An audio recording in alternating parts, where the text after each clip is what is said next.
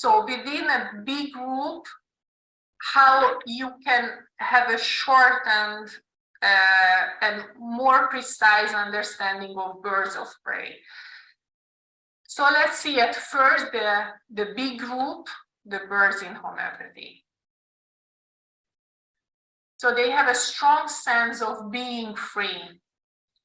Or on the other hand, the deep feeling of being trapped by their circumstances or persecution and being attacked or abused can be constant in a bird patient. A person who is abusing or mocking or attacking, it can be a person that a fish can name that this person is doing with me, but it can be also an authority or a society. So some birds have predatory attitude to enter into fight, but others prefer to fly away. First characteristic is silence. Being an executioner, they're quite irritable person. Usually in the first phase of the evolution, they are very restless. They can be very censorious. We highlighted this topic, this fragmentation in birds of prey, because in really every proving we read, and also through the clinical confirmation, we experienced that the patients are telling this fragmentation with the words that the body and the soul cracked, fragmented, scattered. These words really they used, and it appeared in the proving as well. We told in birds in homeopathy, so in the 8 essentials, this syphilitic miasm tendency, and we put in bracket this self-harming. So now I expand a little bit this self-harming. So what does it mean in birds of prey? So it's a kind of hopelessness feeling and trap sensation that leads them to self-harming. And so let's see the birds of prey, that what we can find in our repertoire. So let's see the 8 essentials of this subgroup of birds of prey. So loneliness, detachment, wanted, and silence. Anger and irritability, desire to command everyone with the impression of being hard-hearted. Desire for escape and freedom to their own activity with extreme cheerfulness. This fragmentation and ailments from strong emotional consequences, forsaken feeling with the sensation of isolation and huge depression. So this is the second phase when they really give up and they completely lost and hopeless. And in this state of the evolution, so at the beginning they are acting as an executioner. The second phase of their life, they are acting as a slave, as a victim. Okay, so let's go now from theory to practice. Okay. What Vicky taught, it was not just theory, because many information are coming from our experience. So, but let's go to a case, so we will see how to use these remedies.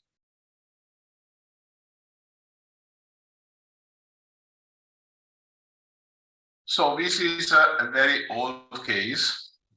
It's one of those cases where I describe a bird, and it's a case of a woman, 40 years old, that I saw in September 2007.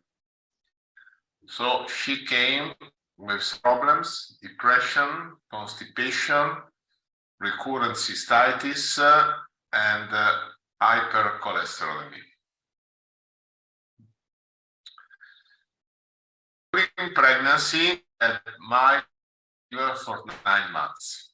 As a baby, frequent tonsillitis. She often took antibiotics, and when she was 3 years old, she had tonsillectomy. Since childhood, they suffer from constipation and chronic fatigue with fever on daily basis, especially in the afternoon, cold feeling, cold and perspired hands and feet. She told me an identity crisis.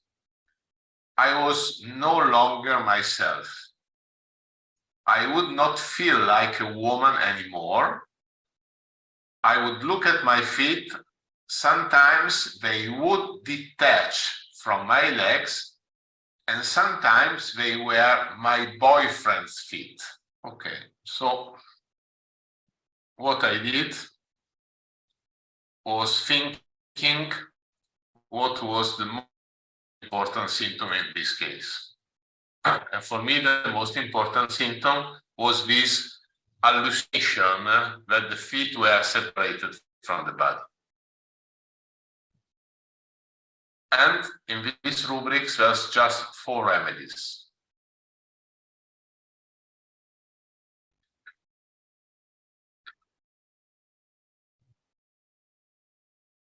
Now, why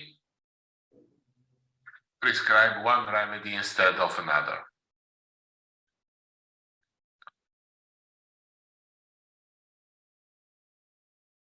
So, what I prescribed was Falcon. That is one of the 4 that is in the rubric. Okay. Falcon, what I have seen, and this is something that for me is very, very clear, and for this reason, in fact, is symptom team in the 8 essential of Falcon, as you will see, that very often they have problems during their pregnancy or their pregnancy.